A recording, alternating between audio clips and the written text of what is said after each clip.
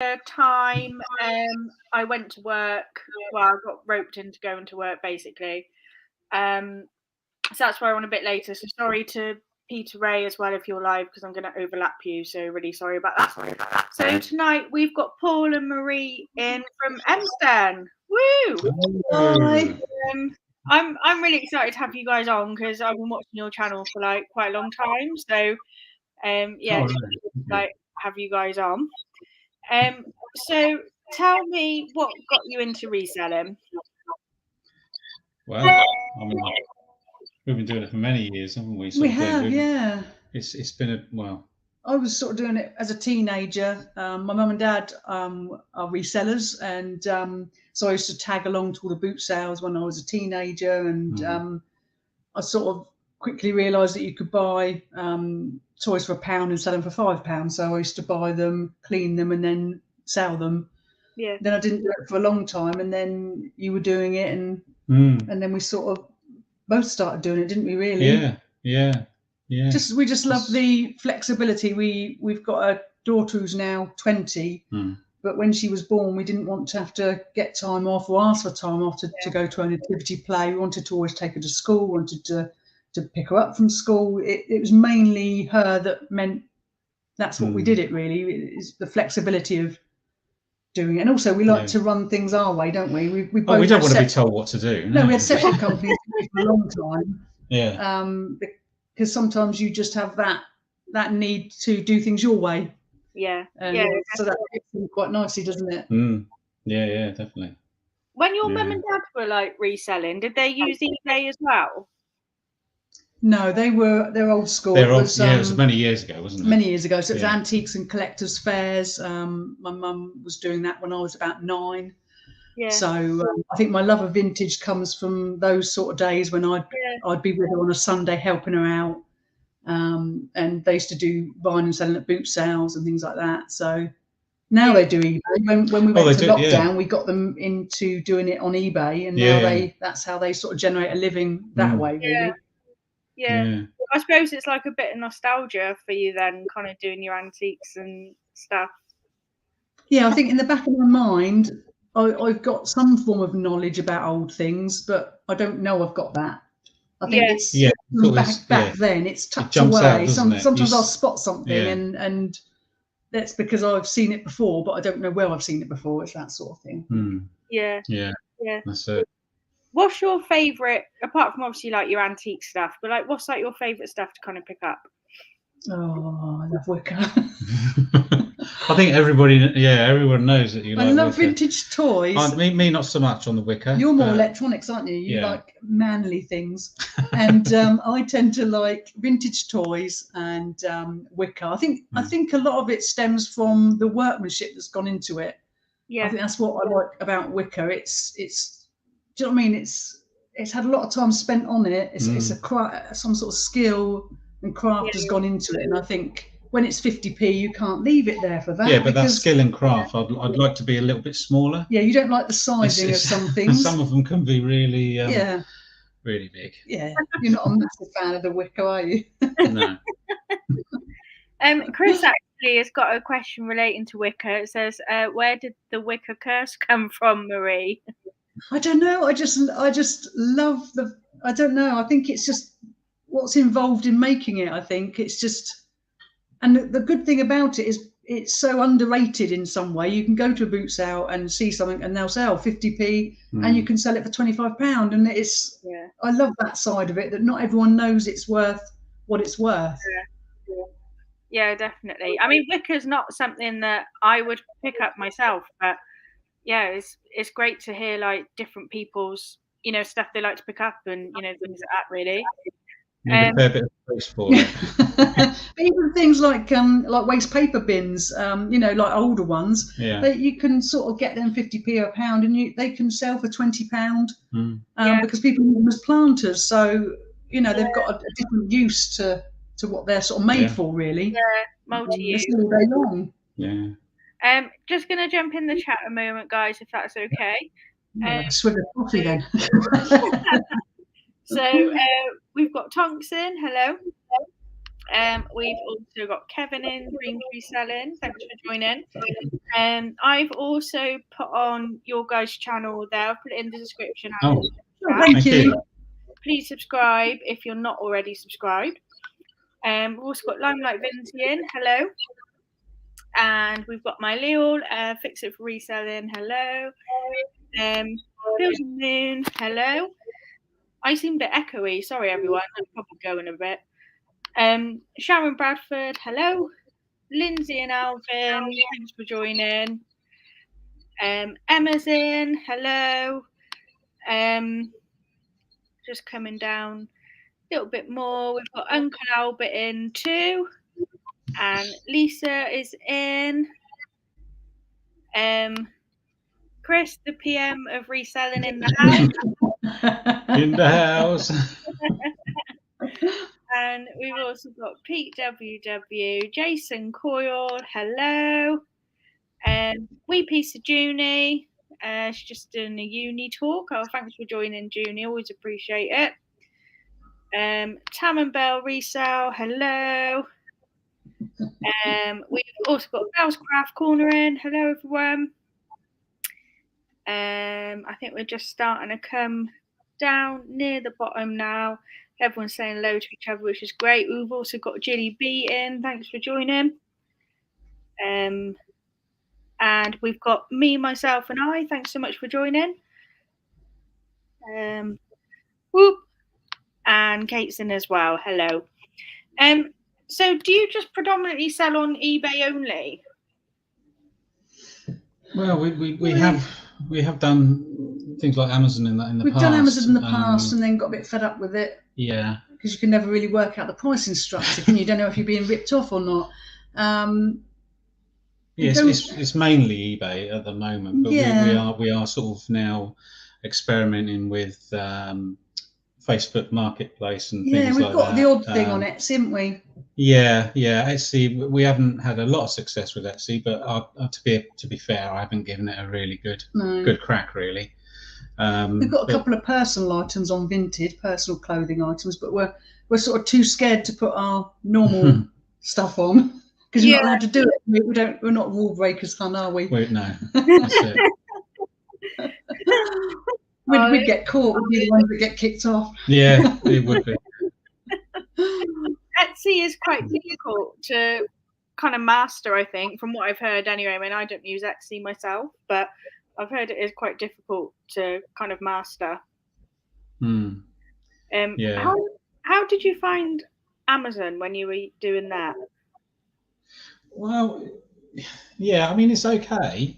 Yeah. And it's nice doing FBA because you're literally sending it up to them and they're dealing with everything. So you don't have to worry about that. It's sat there and they send it when it sells and deal with all the customers. They started asking for invoices and things like that, didn't they? And we couldn't prove any of that.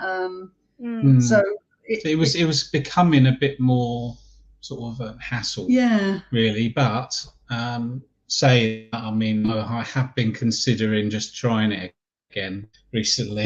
We get bad FOMO when we see other people doing it, like Married to Reselling and things like that. We're like, oh, should we be trying it again? Should we try it again? Yeah. It's difficult with time because we make the videos and do eBay and everything, and you have time, don't you, really, to try new things sometimes. And the fees because, quite a lot more.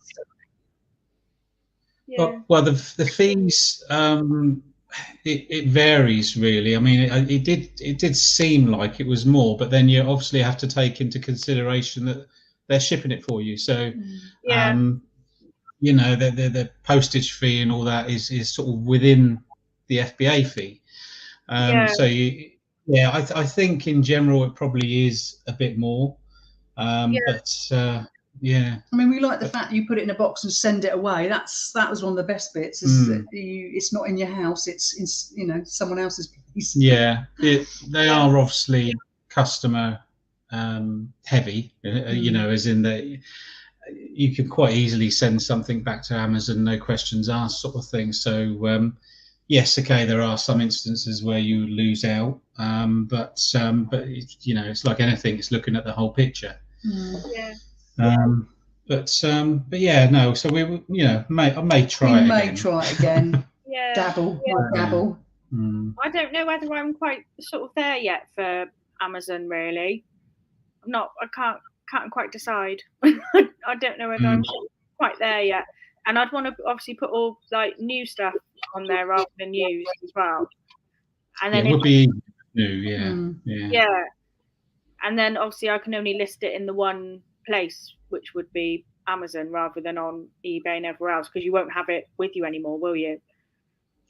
No, I mean, I know married to reseller Simon, he uses a piece of software that will you can cross-list it from Amazon to eBay, and then if it sells on eBay, Amazon actually ship it to your eBay customer. So I mean, there's things you can do, but obviously everything costs money, so you've got to work out whether it's worth doing that or not. Yeah. It's the time going to source all the new products as well, isn't it? Yeah. It's. I mean, don't get me wrong. I'd love to do new products. All the time, but it ties up quite a chunk of money as well. That's what we sort of. Yeah. We did look at it towards the end of last year, didn't we? Yeah. You found a few bits, but when we worked it out, it's tying up quite a lot of money. You were getting a reasonable return, but it was, you get a lot more with secondhand stuff. Yeah. Definitely. Yeah. I think it's something for me to like look into for like the future. I don't think I'm like quite there yet, but I am like interested with Amazon. Chris says I lost an hour and 20 minutes of my life earlier today watching Emma's Day. Thanks, Chris. He does it really, of course. No. We've also got Patton and Kevin says global thrifters. Jack and Emily pick a lot of wicker stuff up. Good channel. Yeah, they're just out from us, aren't they? They are. They're important. Yeah. We've actually been in one of his videos, haven't we? The back of our heads was in one of his videos. We didn't know. We didn't know he was there, and it wasn't until did we watch a video? We watched one of his videos. Saw ourselves in it, and we thought we didn't even see him there. We didn't buy much that day, and he got a big lot of Warhammer. Oh, we were in the same room with him. He just got there before us, and we didn't even know until we watched his video. And went, oh my god, that's us! Yeah, that's our claim to fame. Yeah. Lisa says just to get an account now is harder. You have to do a video call and prove your ID. Oh. Christ, yeah. So we've had an account for years. Yeah. But yeah, it's gonna be a bit of a pain. Yeah. Me, myself, and RI will always be better with the right secondhand goods. I think that's meant to say not secondhand foods, compared with RA. I don't think I want secondhand food though. Secondhand food is okay. No, that wouldn't be pleasant, would it? No. So what did you guys do like before you were resellers?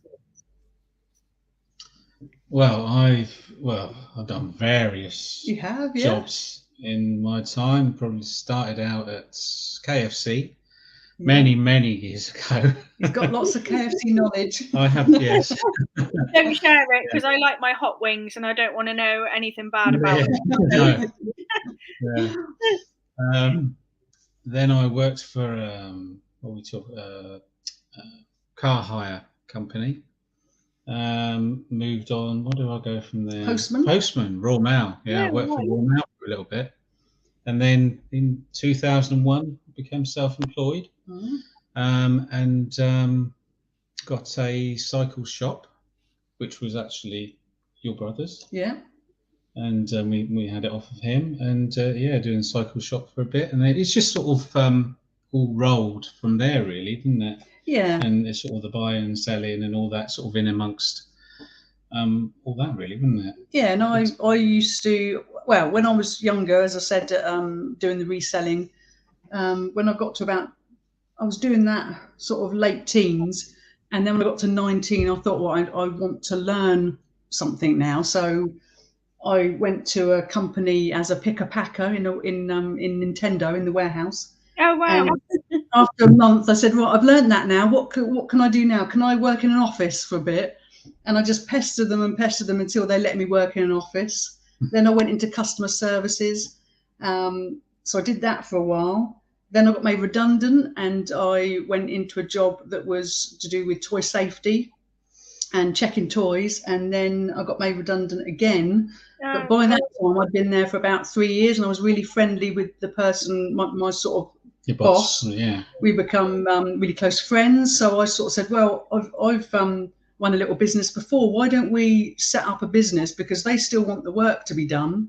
So they just didn't want to employ them. They didn't want to. It was a headcount thing, and they didn't want to have to pay sick pay and holiday pay and everything. So I said, why don't we do that? I mean, he was just coming up towards 60 then, so the chance of him getting another job was getting slimmer. So I said, no, we'll be all right. It's the same job. We'll just run it. I've got a bit of experience, and we sort of did that until he left, and then did that for 22 years, didn't I think? Yeah. So yes, so toy safety, really. That was a very long way. That was. Yeah. Do you remember what you asked? No, that's all right. So we both run our own businesses for 20 odd years. Yeah. And then we decided to join forces, didn't we? About 3 years ago. Yes, about 3 years ago. Yeah, we sort of done it 3-4 years ago. Yeah, but we've been reselling for years, haven't we? Yeah, and even we've always, no matter what we've done, we've always sort of helped each other. So when I had a business unit, Paul took the upstairs, and I didn't charge rent, but then he helped me doing stuff. So we've always sort of been linked, haven't we? Really? Yeah. For years. Oh, nice. Me, myself, and I says see Alvin and Lindsay for secondhand foods, because I think you guys saw the video. I think they were at like Waitrose or something, and there was like a whole like dumpster full of food, and some of it wasn't even out of date. It still had weeks on it, like ready meals, all sorts. Yeah, I was genuinely like shocked, because I was like, why can't that go to a food bank or something like that? It was all like fruit, veg. It wasn't off. There was ready meals that still had like 2 weeks date on them. Like pies, all like gluten-free stuff as well.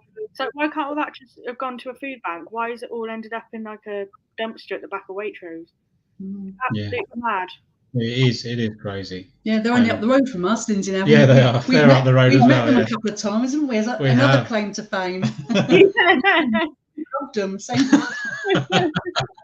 as Chris. We've had Chris, haven't we? Can't beat Chris. I haven't had Chris. You haven't. I have. Tonk says KFC gravy is made with all the burnt stuff at the bottom of the fryers. Can you confirm that, Paul? I can. Yes, I can confirm that. Yeah. That's why it's so tasty.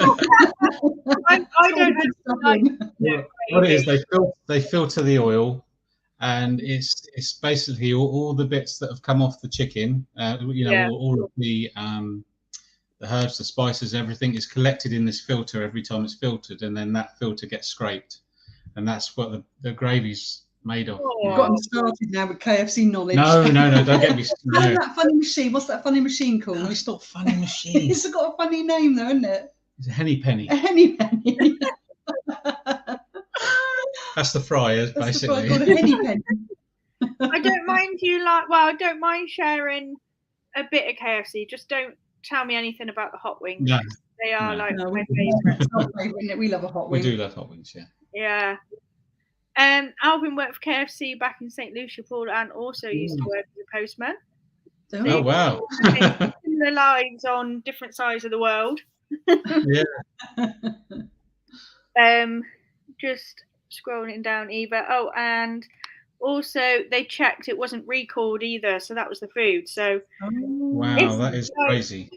It's almost a little bit like infuriating as well, isn't it? That all of this boxed food, nothing wrong with it, fruit, veg, it's just gone in the bin. So it just such a waste. When so many people need food, it's such a waste. Especially now as well. I mean, it's just it is absolutely crazy. Yeah. Me, myself, and Olio will take over all these food pickups soon. Yeah, well, they got to do something about that, because that is just ridiculous. Our claim to fame is meeting you guys. Nicholas says KFC gravy is beautiful. It is. We love it, don't we? I absolutely love it. Yeah, I don't care how it's made. I love it. I don't think your archers are going to love it. Like, you know, no, definitely not. No. Tonk says, I worked in KFC 23 years ago when I was 18. It's disgusting, the amount of salt they put into it. Yeah, I'm always mega thirsty after a KFC. Yeah, and like for hours as well.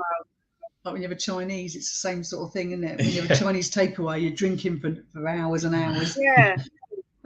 Yeah. Question from Junie. What's the best thing you like about reselling and what's the worst? Looking for an answer from each of you. Oh. I think my favourite thing is that you can do whatever you want whenever you want. So you pinched my answer. I pinched your answer. I think the worst thing is that it's quite repetitive. You know, like the listing. The problem is well, it's not a problem. I say this. We've been married a very long time, and that is exactly what I was going to say. No, it is a time and flexibility thing, isn't it? Yeah.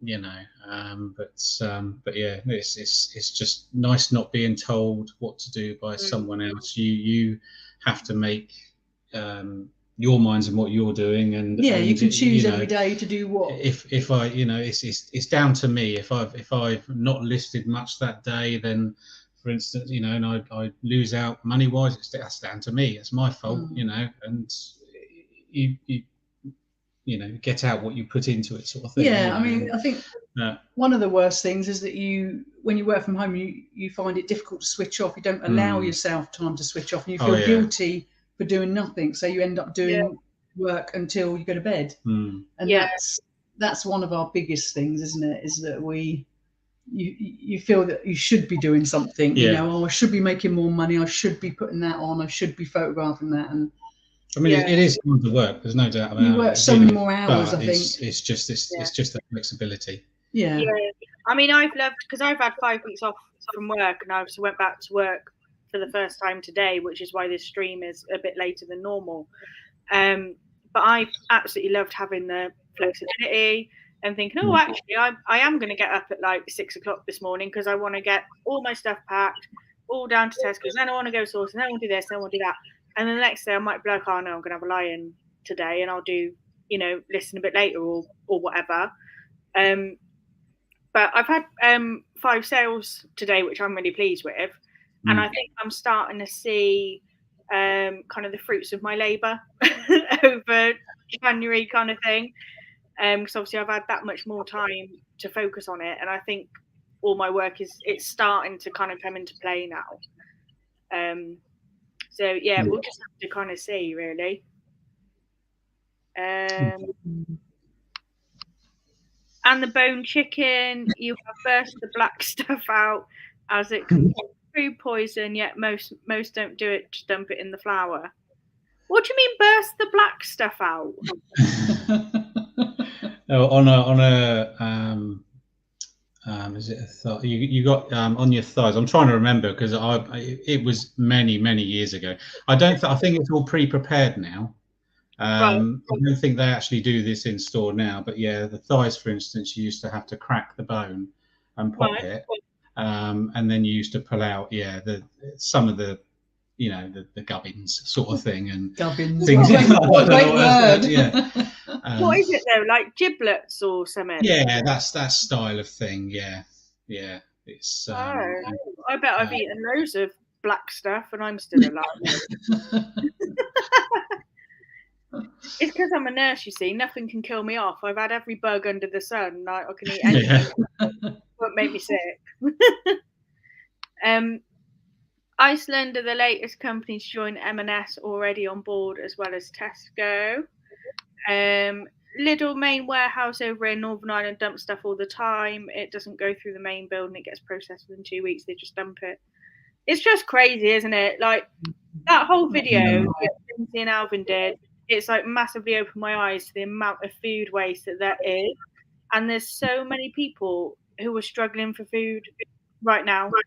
Yeah. And it just baffles me. I can't get over. I feel like I need to boycott it or something. I need to do something because it infuriates me. Yeah, you just can't see the mindset of it, can you? You just, what are they thinking? Throwing away stuff that's still in date and it's just perfectly even fine. things like the fruit, you could give the fruit to local school and the kids could have it the following day. I mean, it's only a few hours later. It's not going to go off then, is it? Put it to good use and don't just chuck it away. Yeah, Lindsay and Alvin, they've really set something off in me. Don't get me started. On next picking and packing video, can we have Marie do the packing, please? I think Paul needs a rest.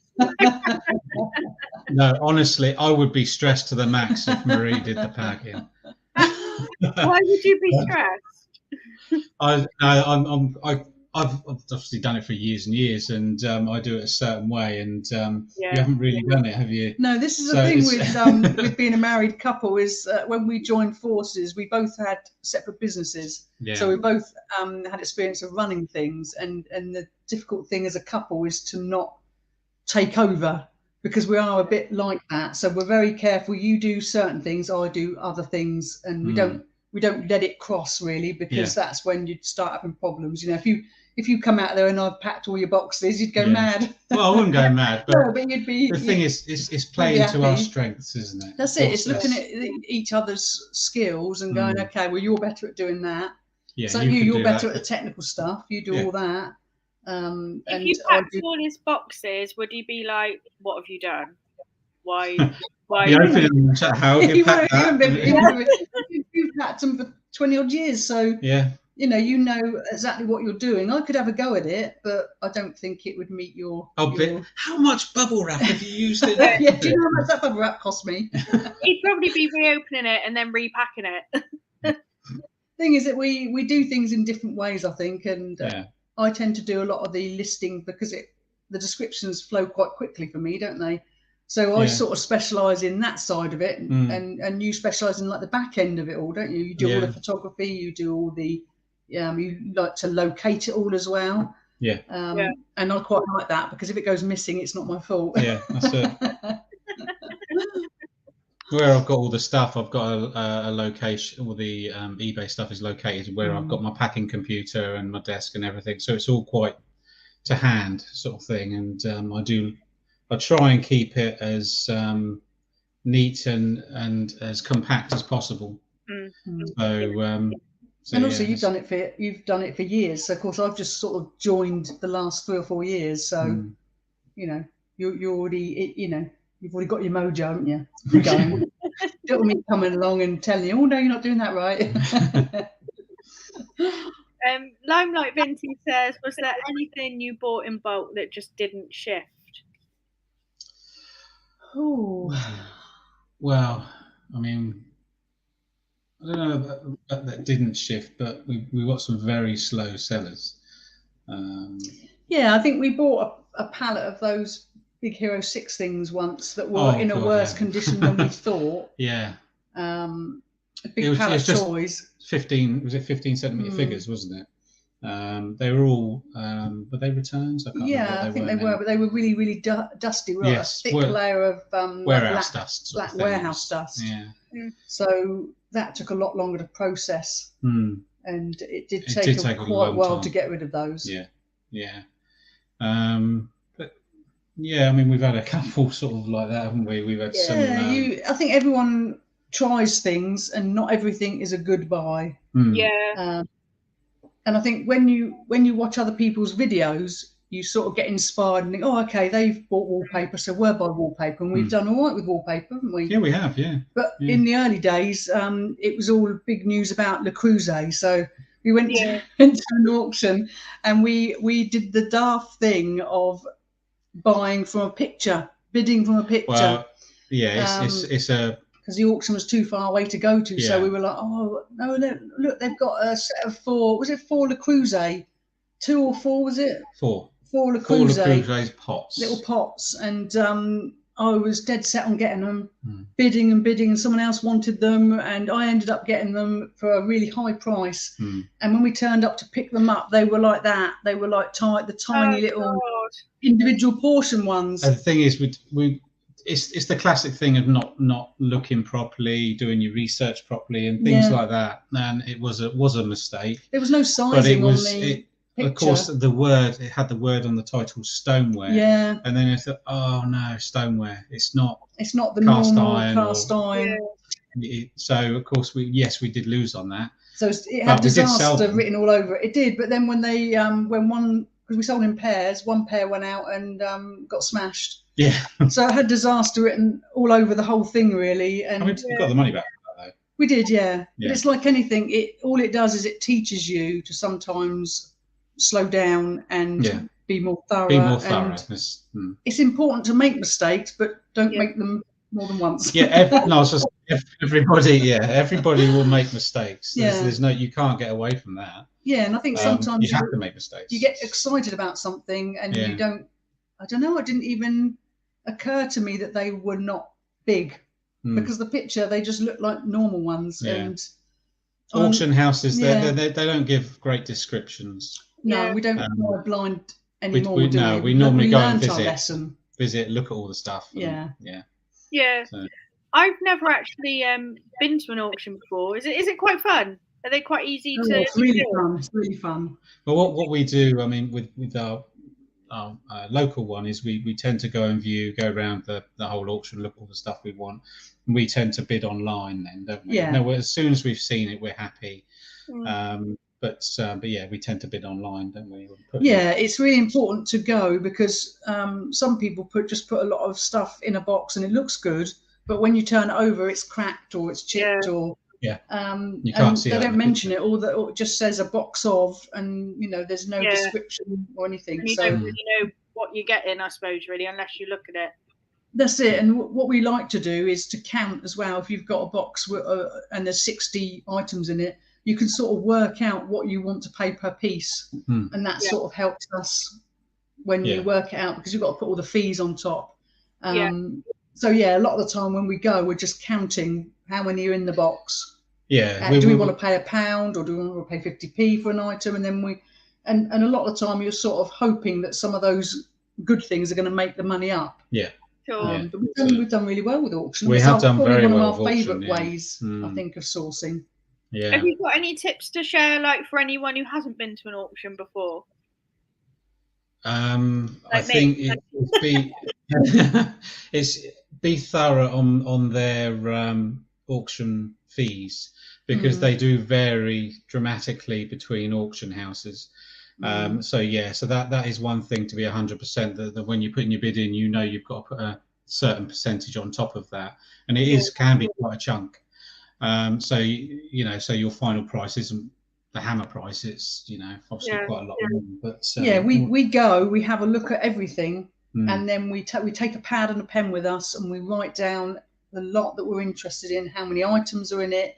If it was cameras, for example, you would look at the cameras, we would write down the model numbers, because normally you can look and then you have a couple of days before the actual auction's on, so you can do all the research. So that's what we do. We look, we go back, we have a list of probably about 30 lots that we're interested in. We do all the research, work out per piece what we'd, because it's ever so easy to get lost when you're in an auction and just start bidding and bidding and bidding because someone else wants it and you don't want them to have it, you want it. But you have to sort of know what you're going to sell that item for, so that you don't go above, because you don't want to do all that work and not earn any profit out of it. So you have to be quite strict. You do. You have to set yourself a limit and go, okay, I'll only go up to this, because then I'll be able to sell it for this. Yeah. So the adrenaline's going. The adrenaline kicks in and you really want it. But you have to be quite strict and know and do the research first before auction day. Yeah, the research is definitely key. Yeah, and what we tend to do now is we also put our bids in the day before, so that stops us bidding at the moment, because you can get another £2, I'll press that, but it's not £2, it's £2 plus 30%. Yeah, and it's easy to click it a couple more times just because you're in the moment. So Yeah. When you say 30%, it's not the same with all auctions. No, our one's that's a 30%. particular one that we use is 30%. Yeah. Others can be less, but there are some. Well, one of the ones we've used, which was quite a lot more. Yeah. Wow. You know, so we tend to steer clear of that one now. Well, that's it. It's like anything, isn't it? You learn. Yeah, it's all about learning. Yeah. Jason says, do you have much of a death pile, or do you keep on top of it? Not a death pile. We've got a death pile from about 3 years ago, haven't we? We have got. Yeah. We've done quite a few videos of backlog items, which are incredibly boring to make, but sort of we need to make them. So the problem is with auctions is you say we get a massive load of stuff, like we have got a whole shelf full of stuff which we've taken back, but then you cherry pick the best bits from that, then everything else just gets pushed aside. Yeah, it goes back on the shelf. Goes back on the shelf. So that happens a few times, and then it's the same with boot sales. You end up buying too much, and then the sort of lower value things just get pushed aside. Yeah. I mean, saying that, on the last backlog video, there was a camera, wasn't there? Yeah, camera. I didn't realise was worth quite a lot of money. So. £200. It's been on our shelf for 3 years. Yeah, it's been on there, it just sat there. Just hadn't even looked, did we? Yeah. So since starting YouTube, that has really been the big change in us, is that now because we make videos about things, we get all the prices beforehand before we make the video. Yeah. And because we've done all the research and all the work, it's really easy then just to list it. So nothing, since January last year, nothing's gone back on our shelf. So it's really changed how we do things. So we're not so guilty. So we're trying to chip away at our backlog. Yes. Because we really want to start buying again when the boot sales open, don't we? Yeah. And that weather's nice. Yeah. But we do need to clear a bit more, don't we? Yeah, we've still got quite a lot of stuff. Yeah, definitely. So we need to make some space. Yeah. Lisa obviously agrees, says Paul should do some listing. So yeah, you do. You were listing long before I was, but I think sometimes it's so difficult because Paul does all the editing for the videos. When we film a video, I've normally done all the first bit, the prepping, getting it ready, then we sit together and film it, and then that's it. My bit's done, and then you go off and all your bits start. So you don't have a lot of time to list half the time, do you? No, I do try to do, because also obviously with electrical items that we buy, they need testing. So of course I have to try and fit that in as well, and I'm not that successful at that at the moment.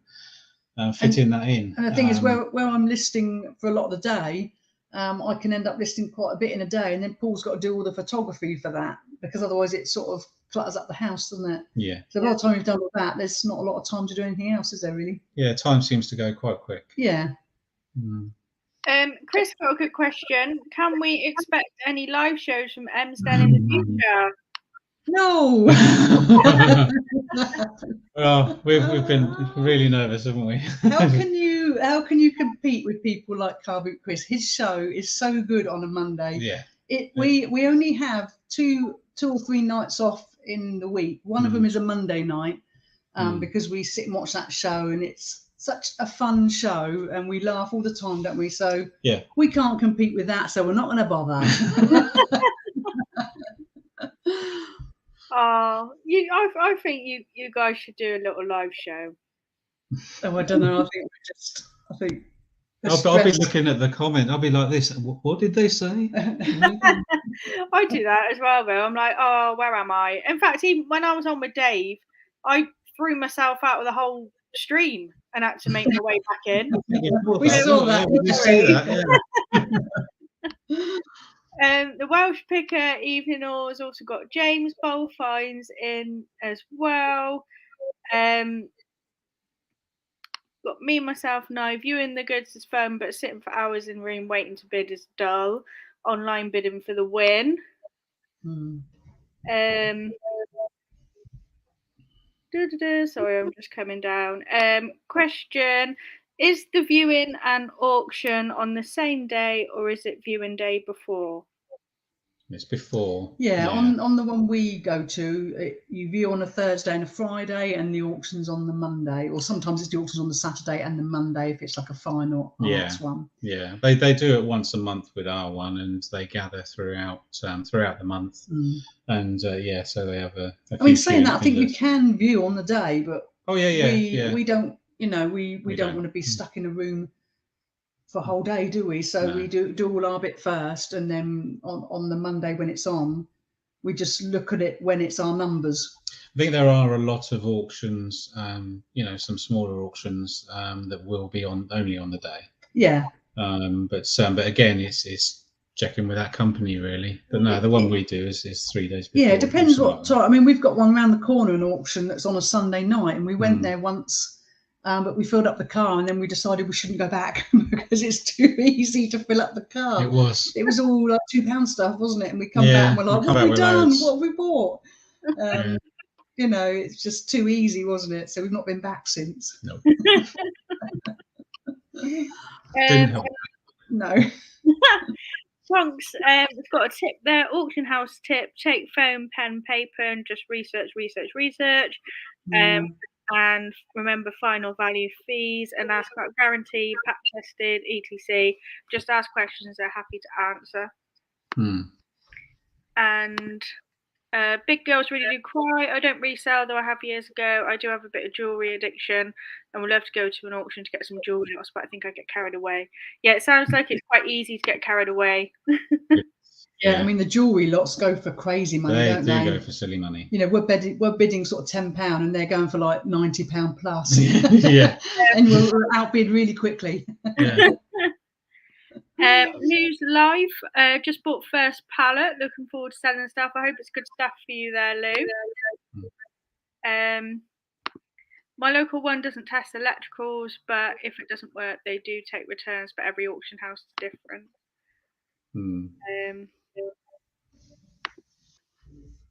Lisa's saying to Jason, watch YouTube channel. You can see their death pile. It's amazing how much some stuff will work. Sorry, I picked up someone else's conversation there. See, I do that quite a lot as well. I pick out other conversations by accident. I'm just coming down. Chris, everyone's lives are different. That's the great thing. You've come this far. It's time. He's pushing, isn't he? He does, yeah, that's it. Limelight Vinci says, Sophie, has January off work helped you decide if you can go full-time reselling? I still really want to go full-time reselling. I just need to get a good cash flow behind me for the rainy days, which I knew already. But I think it's kind of opened my eyes up as to how much I actually need.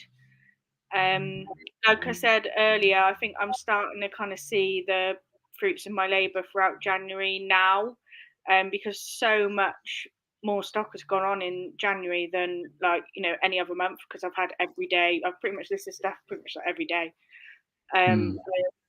So my stores had like a massive boost as well. So yeah, I still want to go full time. It's I just need to get a good chunk of money up for me behind me, just in case. Really, just need to be 100%, really, don't you? But, yeah.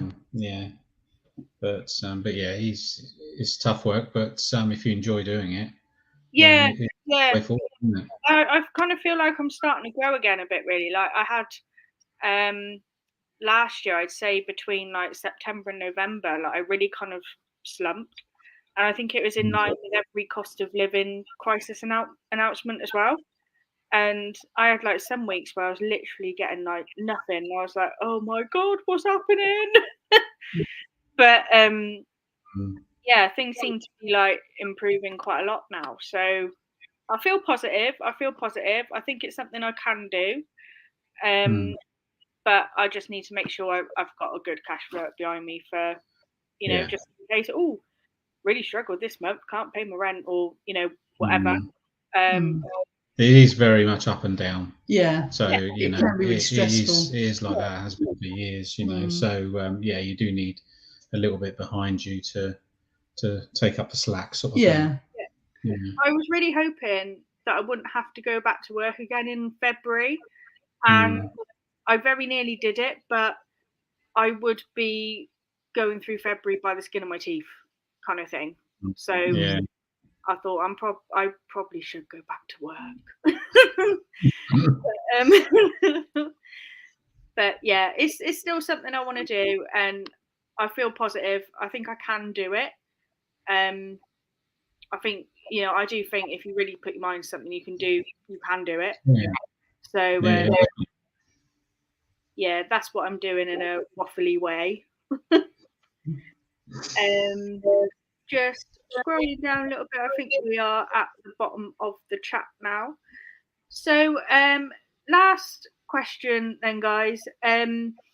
If you guys were resellers, like, what would you be? What would be like your dream kind of job? Ooh.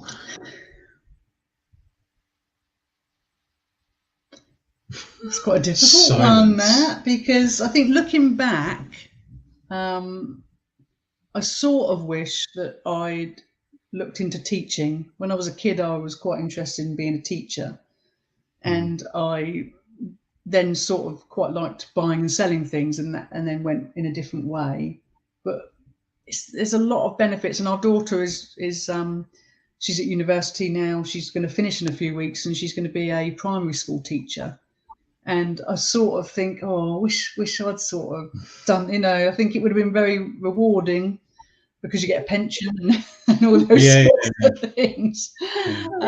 So I don't know, I think just working with really young kids would have been really nice. Yeah. But I don't know if I would have been able to do 40 years of that. You do 40 years with young kids every day. Load of them in a classroom. But I think you'd have been a really good sort of like an electrician or something like that. I was just going to say electrician, that style of you were really, thing, really. I was going to say you're really good with your hands. I'd say, yeah. Not here, dear. Sharing. Yeah. There we are, you're really practical. You can mend anything, and sort of electrician, plumber, that style of you get enjoyment thing, from doing that as well. Yeah. So no, I do like that sort of thing. Yeah. So that'd probably be what you would have done. Yeah. Laura Taylor says, I reduced my hours at work 3 days, increased my reselling. Yeah, I've actually not picked up as much as I normally would in February, and I can do that. So I think that's a good sign. It's kind of moving in the right direction.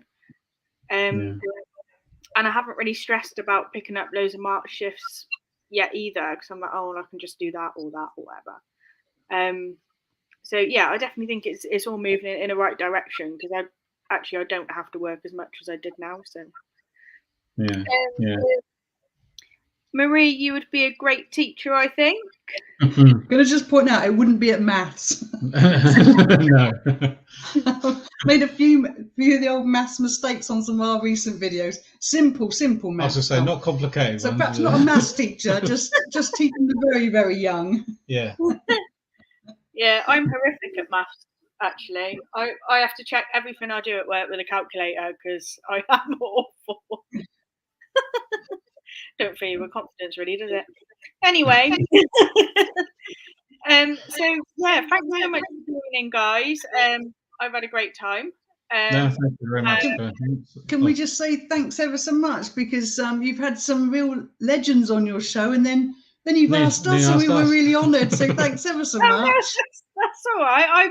I feel honoured that you agreed, to be honest. So no, I'm really appreciative. I think we also got up to like 40 in the chat at one point. I think that's probably one of the highest. So you've had some really amazing people in the chat as well. We've been having a bit of a glance. And Chris was in. Oh yeah, Chris was there as well. Yeah, that's right. So yeah, thanks so much, guys. I do really appreciate it. I am working on a guest for next week, and it will be back at the normal time of 7 o'clock as well, unless I suddenly get pulled into work, which I'm definitely going to say no. I'm going to be like, no, I did it once, not again. So yeah, thanks so much, everyone, and thanks for joining. And I will catch you all next week. See you soon. Thanks. Thank you.